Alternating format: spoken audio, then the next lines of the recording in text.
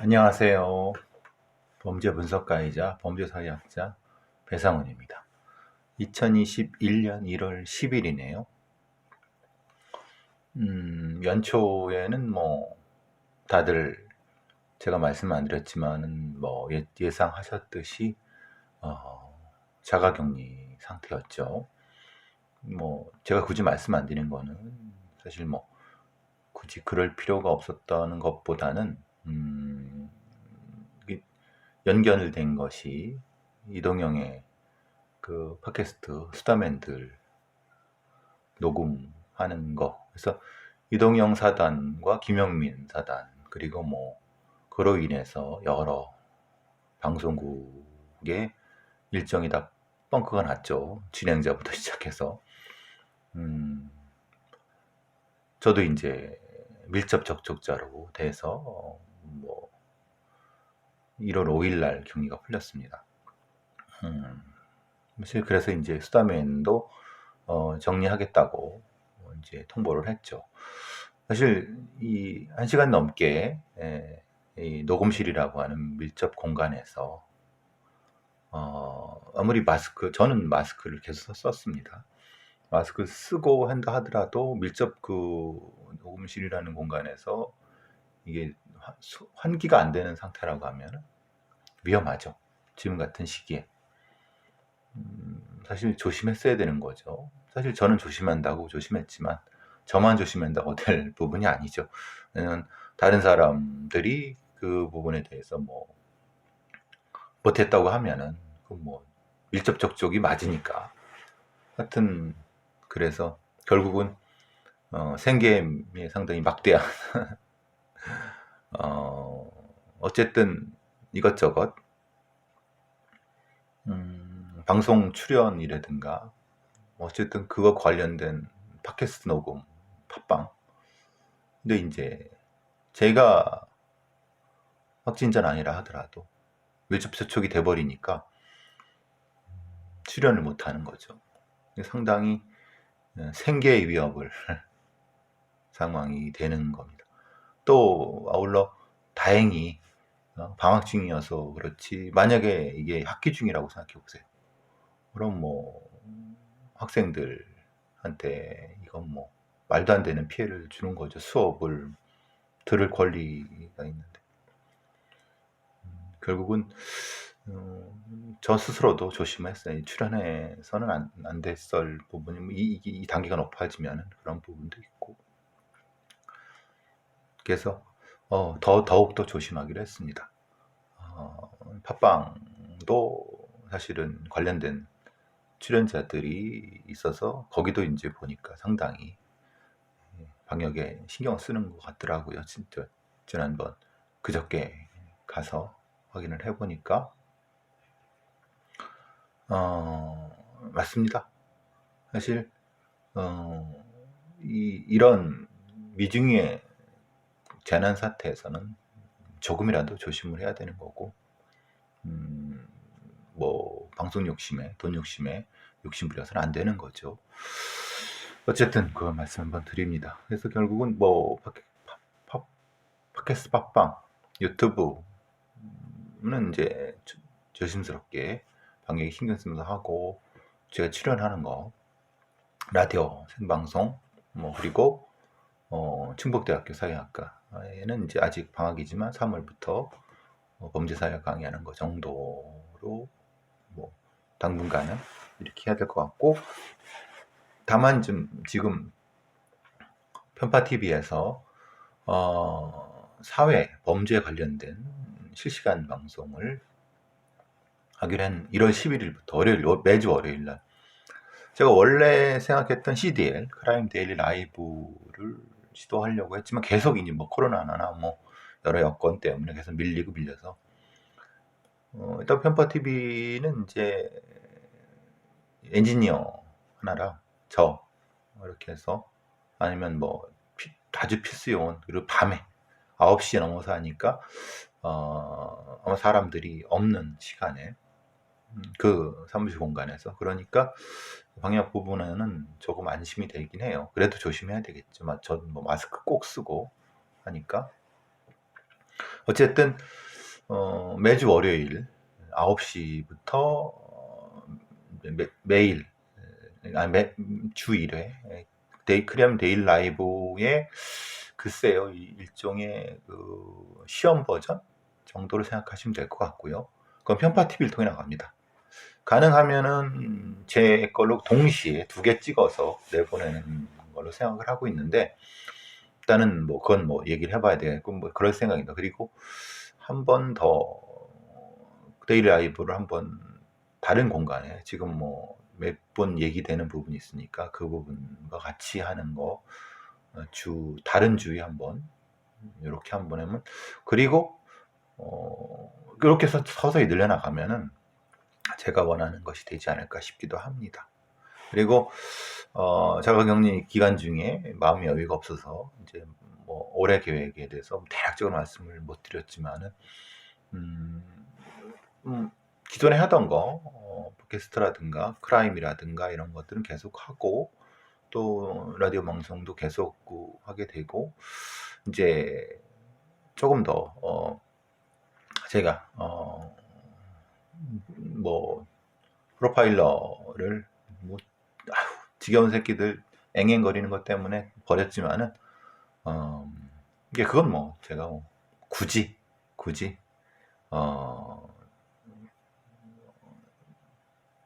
지까지 것들이 저를 프로파일러로 인정을 안 하든 뭐 생지랄을 해도 저는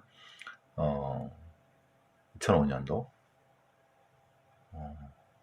대한민국 경찰에서 공식적으로 범죄문서 일기 특채에 공식적으로 국가에서 시험 봐서 들어간 사람입니다.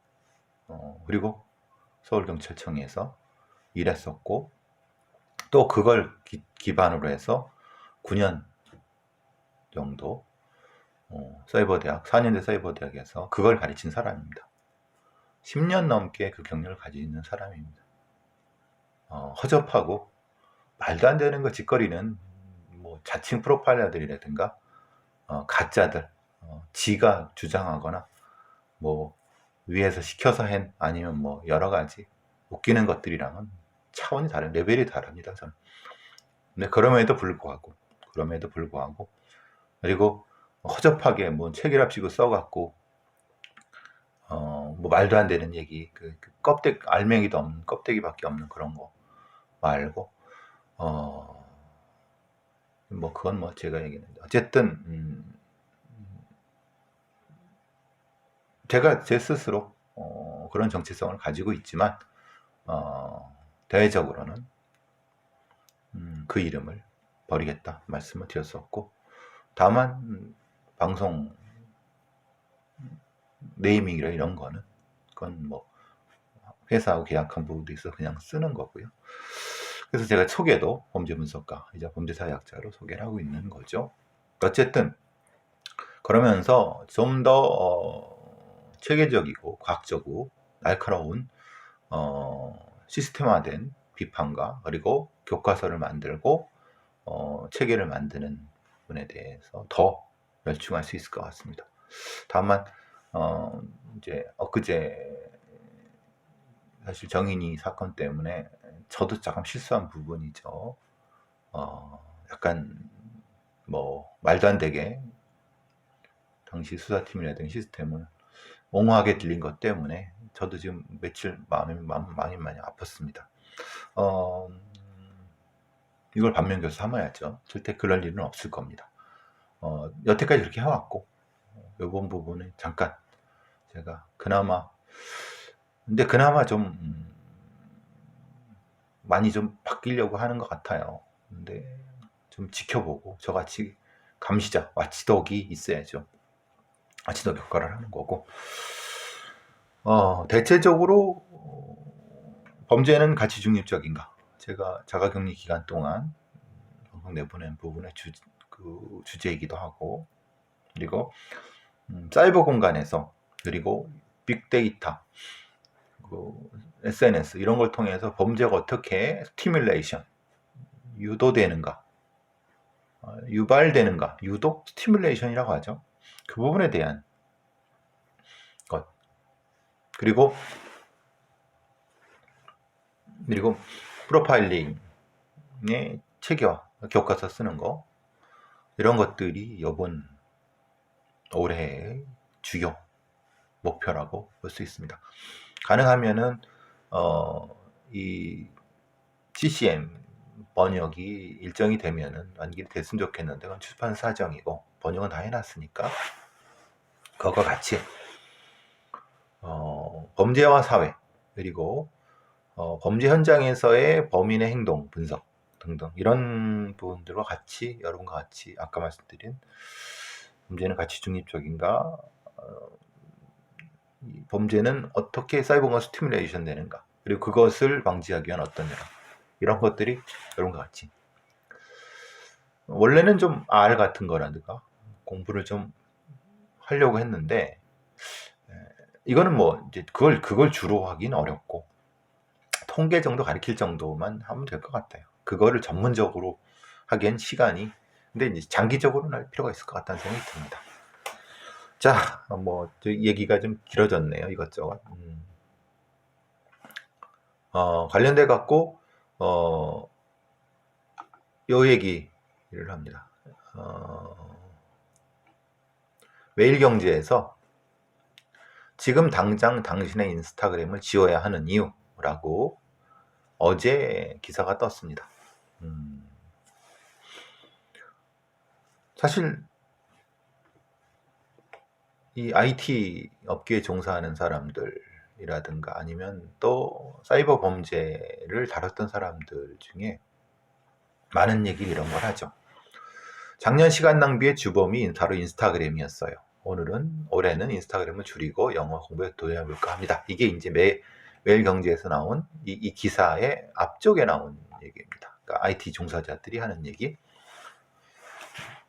최근에 유튜브 추천 영상을 보다 보니까 금방 잘 시간이더라고요. 유튜브 대신 꼭 책을 읽어보려고요.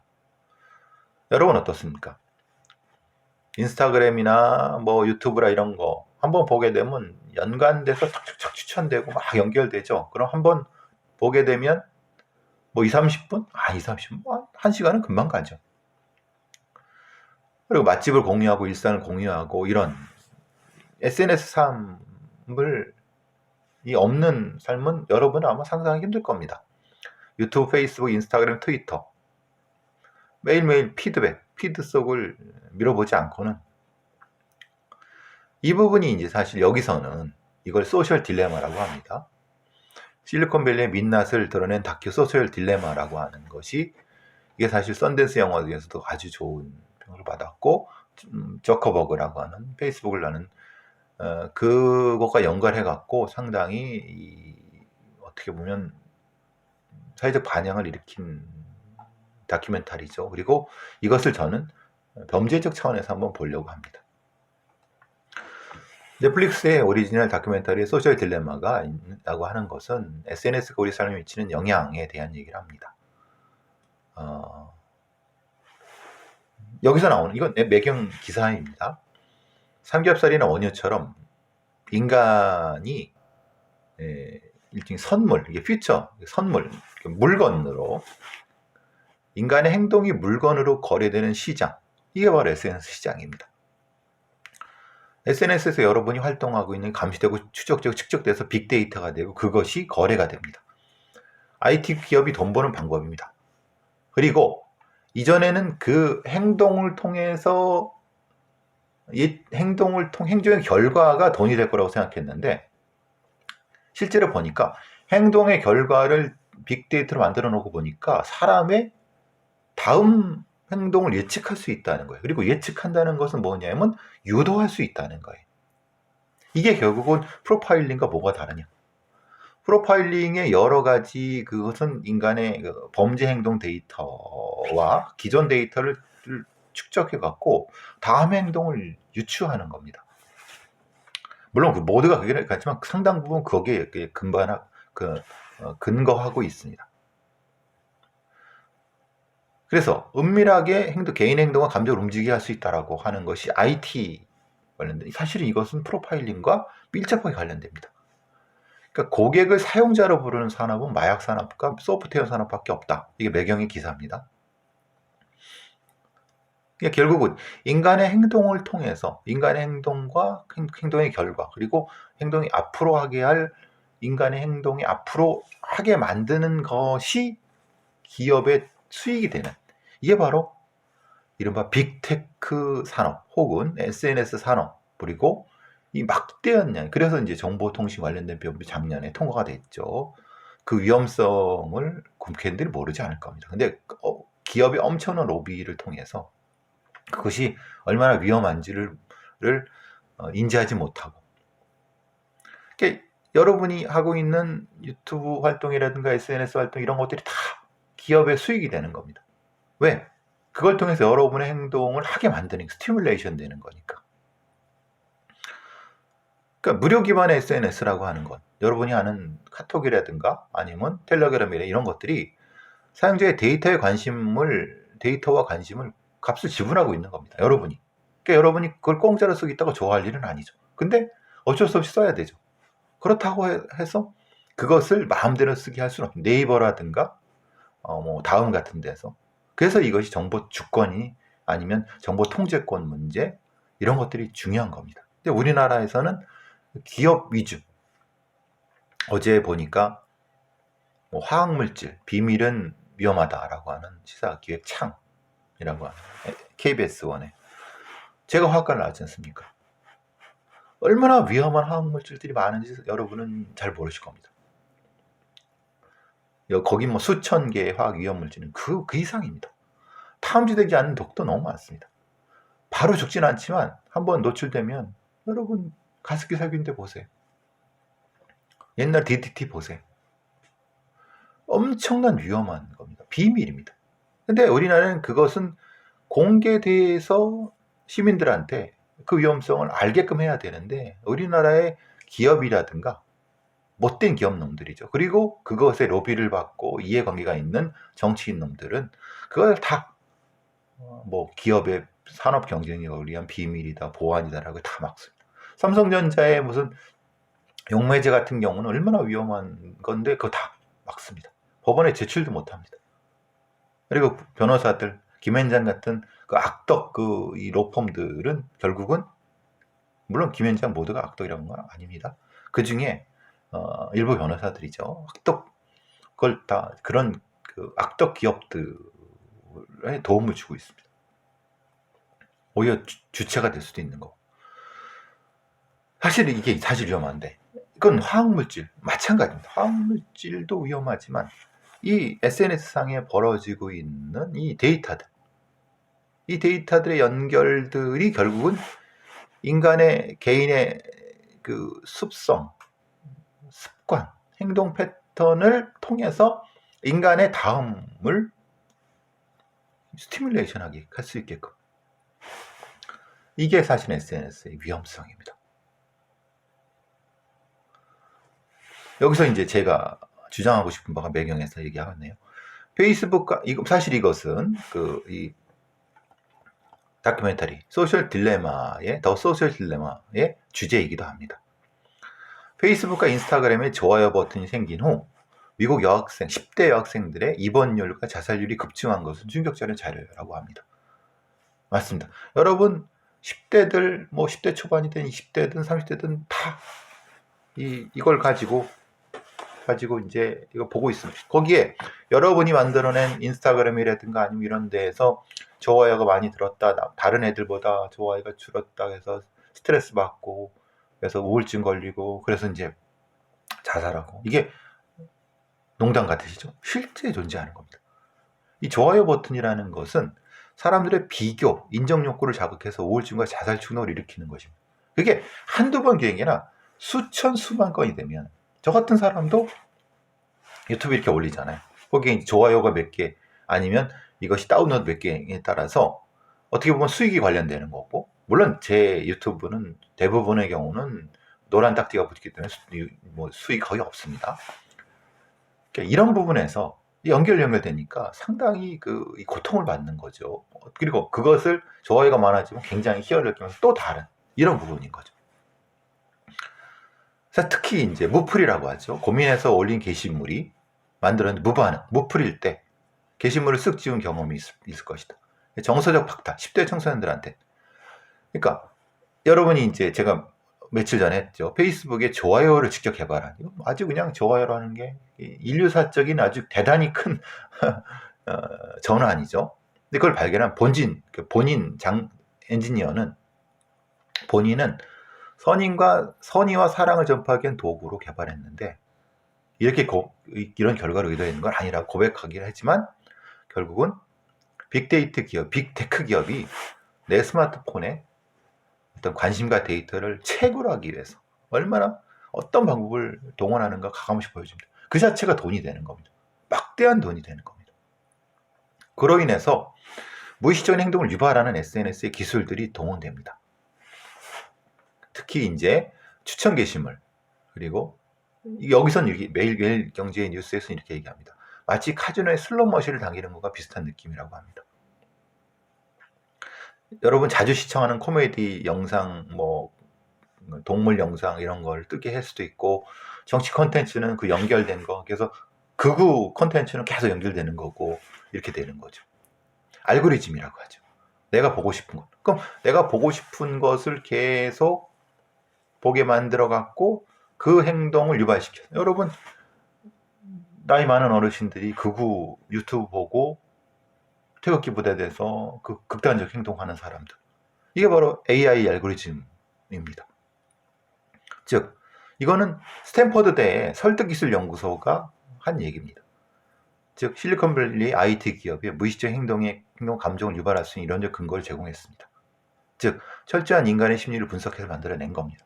좋아요와 그 연관된 이 추천 영상 같은 것이 게시물 탭의 상단에 끌어들여서 새로운 게시물을 튀어나오게 하는 게 심리를 파고드는 기술이고, 이것이 결국은 인간의 행동을 스티뮬레이션 시키는 겁니다. 이거를 간헐적 정적 강화라고 합니다.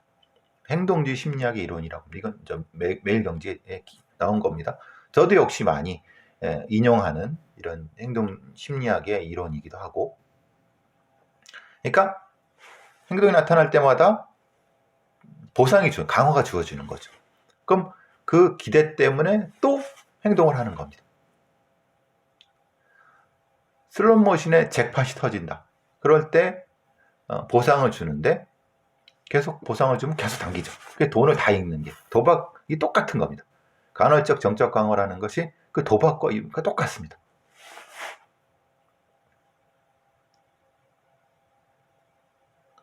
사실 이 행동주의 심리를 통해서 인간을 일종의 그 SNS의 노예로 만드는 기술들이죠. 사실 저도 거기에 무관하다고 볼 수가 없죠. 네, 저도 이제 계속 제가 만든 SNS, 유튜브 영상이라든가 이런 거, 팟캐스트 보면 얼마나 봤나, 좋아요가 얼마인가 그 관심을 가지고 있습니다. 이게 바로 인간을 스티뮬레이션 시키는 거죠. 중독시키는 겁니다. 이 중독 증세는 어떤 격리를 취하거나 금단 증세가 와도 바로 다시 또 하게 됩니다. 어제 시사기획창에 나타났던 화학물질 중독에 대해서 OECD 국가 중에 중독센터가 없는 데가 대한민국밖에 없답니다. 그만큼 막대한 화학 기업들이, 아니면 화학 물질을 사용하는 기업들이 우리 국민의 생명을 담보해서 돈벌이를 하고 있는데, 그걸 지켜줘야 할 정치인들이라든가 고위 관련놈들은 거기에 빌붙어 갖고 처먹고 있는 거죠. 이건 문재인 정권이라고 다를 바 없고, 전혀 인식도 못하고 있는 겁니다. 이 정치인들. 그리고 어떤 정치인들은 그 기업에서 기업을 로비해주는 것들이죠. 마찬가지입니다. SNS 중독은 그거보다 더 막대한 힘을 가지고 있습니다. 그래서 전문가들은 알람을 꺼주라. SNS. 저는 알람은 꺼주지만 그래도 주기적으로 보고 싶어 합니다. 최소한 우리 아이들이 이 중독이 SNS 중독되면, 특히 어릴 때, 1살, 2살, 1살까지는 아니라도 이제 서너 살 되면 중독되면 이제 통제가 안 되죠.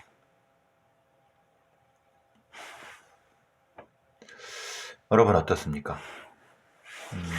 제가 올해 사이버 공간에서의 범죄 스티뮬레이션 이 부분, 그것이 이제 뭐 박사방 사건이라든가 아니면은 다른 어떤 청소년들의 아니면 성인들의 범죄와 관련된 부분에 대해서 한번 글을 쓰고 책을 쓰고 여러분한테 같이 강연을 한번 얘기해 보고 싶습니다.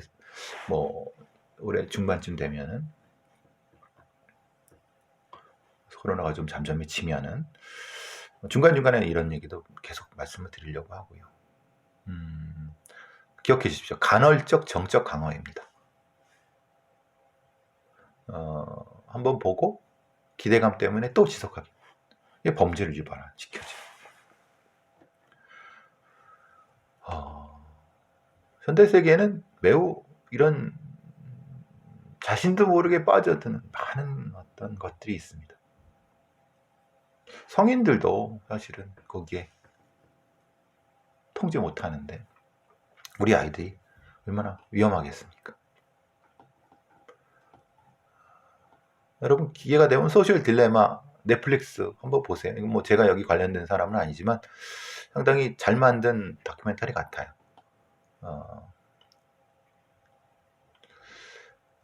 자, 어제 그저께 국무원 얘기 Y에 나온 건데 실제로 지난달 11일 친구 생일 파티에 갔던 24살짜리가 죽음이 돼서 돌아왔습니다. 실제로 그 죽음으로 이끈 애들은 10년 동안 친구라 믿었던 애들입니다. 이게 이제 말하자면 이거죠. 폭행치사, 상해치사, 강제추행, 특수폭행 방지인데 제가 늘 말씀드린 것처럼 일종의 링범죄 말씀드렸지 않습니까? 그러니까 집단 괴롭힘이죠. 여러분은 이제 초등학교, 중학교부터 시작된 집단 괴롭힘의 노예가 계속 중학교, 고등학교를 거치면서 대학교쯤 되면 이제 끝날 거라고 생각하시잖아요. 근데 절대 그렇지 않습니다. 이게 직장도 연결됩니다. 왜냐하면 그 동네라든가 아니면은 동네가 아니라 하더라도 우리나라는 좁기 때문에 어디 뭐 다른 도시에 가서도 계속 SNS 같은 걸로 소출이 되고 그러니까 늘 맞고 다니는 애는 맞고 다니고 정신적으로 노예가 돼갖고 이 경우도 이 아이도 다른 놈들이 세 놈이 그 술을 뭐 엄청나게 강요해서 먹게 만들어갖고 술이 취한 애를 골프채로 때려서 죽게 만든 겁니다. 살인죄죠. 이것의 핵심적인 부분은 우리나라의 이런 그 근본적인 링범죄라든가 아니면 이 폭력, 특히 이제 정신적인 예속에 의한 폭력, 그러니까 지배 폭력에 대한 기본적인 범죄 개념 자체가 연구된 바가 아주 드물고 이것을 연구해서 범죄 수사 당국에서는 이것을 수사하고 또 이걸 통해서 처벌을 하고 또 이것이 기본이 돼서 우리 이른바 불링, 집단 괴롭힘이라든가 학교 교육이나 이런 거에 범죄 예방에 이용을 해야 되는데 기본적으로 이것이 어떤 범죄인지를 모르는 거죠. 링범죄, 그리고 불링, 그리고 이것이 이제 일종의 그루밍 범죄와 연결이 되죠. 지배범죄, 지배폭력. 이 개념 자체가 너무 없습니다. 우리나라의 수사사법기관은 폭력의 결과만 가지고 처벌하는 부분입니다. 근데 현대사회로 넘어올수록 범죄의 공간은 일종의 지배적 예속을 통한, 정신적인 지배적 예속을 통한, 폭력적인 지배적 예속을 통해서 지속적으로 괴롭히는 이 범죄의 영역이 존재해야 됩니다. 결국은 이렇게 희생되는 아이들, 그리고 정인이 사건처럼 아동학대처럼 그 결과만이 아니라 꾸준히 그 초기 시작부터 시작되는 형태의 어떤 범죄들. 또 하나, 데이트 폭력 아니면 스토킹처럼 결국은 이런 류의 범죄들이 끊임없이, 그러니까 상시적, 상습적, 작은, 결과적으로 작지만 실제로 심리적으로 예속돼서 결과적으로 큰 폭력에 나타나고 있는 이거 자체를 하나의 연관된 범죄군, 혹은 이 지배 폭력, 피주 폭력 이런 것이 규정돼야 되는 거예요. 전혀 규정이 없습니다.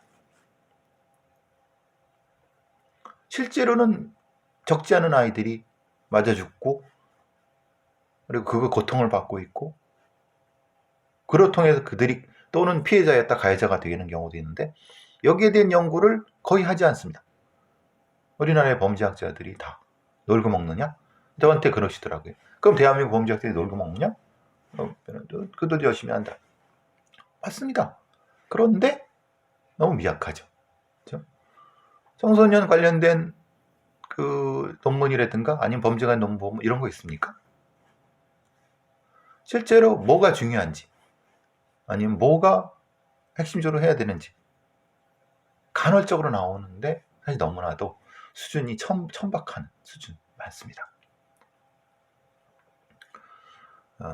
저는 뭐라고 저를 욕해도 상관없습니다. 그러면 저를 욕하지 말고 공부를 해라. 열심히 연구를 해라.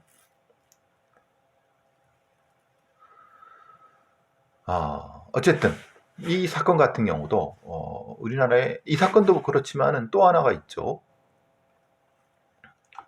이 김해에서 벌어졌던 응급구조사를 끔찍하게 12시간 넘게 폭행을 해갖고 죽인 다음에 그것을 사고사로 위장하려고 했던 이게 일종의 그 지배폭력입니다.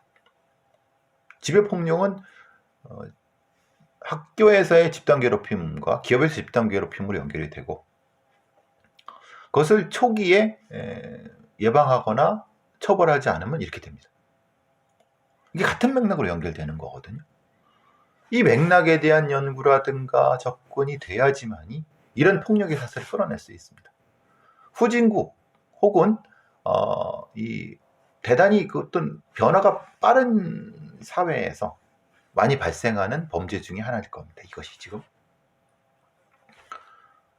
김해에서 발생한 12시간 넘게 폭행한 응급구조사 사망사건 한번 보십시오. 그래서 계속 논란이 되는 건 이겁니다. 이게 뭐 상해치사냐, 왜 살인죄 적용을 안 하느냐, 뭐 이런 아동학대도 마찬가지고 아까 사고사의 이 경우도 역시 그렇게 왜 적용 안 하느냐 논란. 왜냐하면 이 논란 우리나라의 소위 말하는 변호사들이라든가 이제 법을 한 놈들이 이런 법 개념 자체 왜냐하면 이거는 범죄 영역이지 법의 영역이 아니거든요. 그러니까 범죄 영역에서 이런 것을 충분히 연구하고 규명해서 결과적으로 이것을 처벌하는 건 그 다음의 문제인데 이거 자체를 규명하고 연구하지 않으니까 이게 뭔지를 모르는 겁니다. 뭣도 모르는 소위 판사 새끼들이나 검사 새끼들 변호사 놈들이 이걸 이게 살인죄로 해야 되네 말이 이런 이따위만 하고 있고 실제로 본질적인 부분에 대한 걸 접근하려고 하지 않은 거죠. 너무나도 천박한 대한민국 사회입니다. 겉으로는 이렇게 되게 그렇지만 실제로 이 내용만 봐도 기초적인 어떤 범죄 학문 같은 것 이런 것이 돼 있지 않은 아까 그 말씀드린 것 좀 보십시오. 화학물질 같은 경우 그런 것도 기초적인 인식조차도 없지 않습니까? 얼마나 많은 화학물질들이 뿌려지고 있는지도 다 그것은 기득권을 가진 자들이 맡고 있기 때문에 그렇다. 이것도 마찬가지입니다. 왜 범죄가 이렇게 심층적으로 연구되고 다뤄지는 걸 누군가가 방할링하고 있다. 당연히 그렇죠. 우리나라의 힘을 가지고 있던 법을 다루는 애들 판사 출신, 특히 검사 출신, 판사 출신, 변호사놈들이 꽉 맡고 있기 때문에 범죄를 다루는 사람들의 영역이 너무 줄어드는 겁니다. 실제로 적용도 안 되고 있고요. 어쨌든 너무나 비참하게 죽었습니다. 이 24살짜리는 거의 10년 넘게 괴롭힘을 당하지 않았겠습니까? 10대 초반부터 거의 노예로 살았는데 맞아 죽었어요. 정인이도 마찬가지지만 맞아 죽는 건 얼마나 비참합니까? 정인이는 죽을 때까지 잊지 못할 것 같습니다.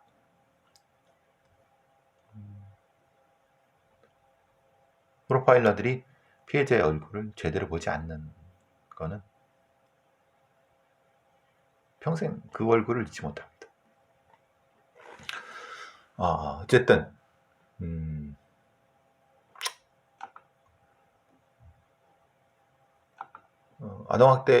작년에 아동학대 의심 사례가 이례적으로 감소했다. 뭐 어떻게 보면 되게 당연하죠. 왜? 애들이 학교를 안 나오는데 어떻게 확인할 수 있겠습니까? 코로나가 1년 넘게 지속됐는데. 근데 훨씬 더 많을 수 있다. 그러면 이대로 그냥 놔둬야 되느냐? 아니죠. 어떻게든 이것을 밝혀내야죠. 너무나도 위험하고 우리 아이들이 맞아 죽어가고 있다는 거. 물론 이제 지금 이번 아동학대 특례법이 개정이 됐습니다만 많은 사람들이 엉뚱한 짓을 하고 있다. 저도 동의합니다. 무능한 국회의원, 무능한 것들이 생색만 내려고 그러고 저런 쓰레기 같은 국회의원들은 다 잡아 죽여야 되는데 참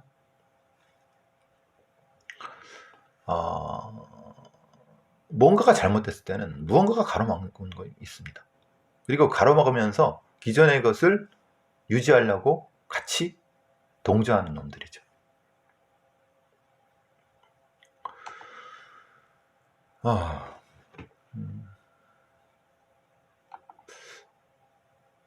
파이낸셜 뉴스에 이게 났네요. 성형 유령 수술이라는 게 아시죠? 사건은 아실 겁니다. 한국의 3대 성형외과를 꼽았던 G성형외과에서 유령 수술을 당했다며 피해를 주장한 시민들이 고소한 사건에 승소 판결을 받아들였습니다.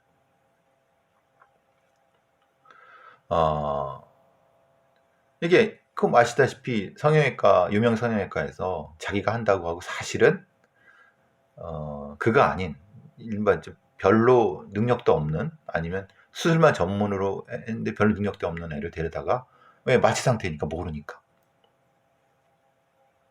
마취 후 의사를 바꾼 행위, 원고의 신체에 대해 위법한 침해 행위라고 합니다. 이 원장은 형사 1심에서 사기 혐의로 유죄 판결을 받고 법정 구속돼서 지금 항소심 재판을 받고 있습니다. 이게 사실 말이나 되는 겁니까? 근데 한국의 성형에서는 가능한가 봐요. 근데 문제는 이렇게 이 나쁜 짓을 한 의사들을 또 의사 면허가 취소되지 않는다는 거. 어쨌든 너무나도 안타깝습니다. 이렇게 유령수술, 이게 되게 황당하지 않습니까? 내가 나를 수술해 주겠다고 철석까지 믿고 있었는데 그 인간은 딴 데 가고 마취한 상태에 다른 놈이 들어왔어서 이게 말이 됩니까?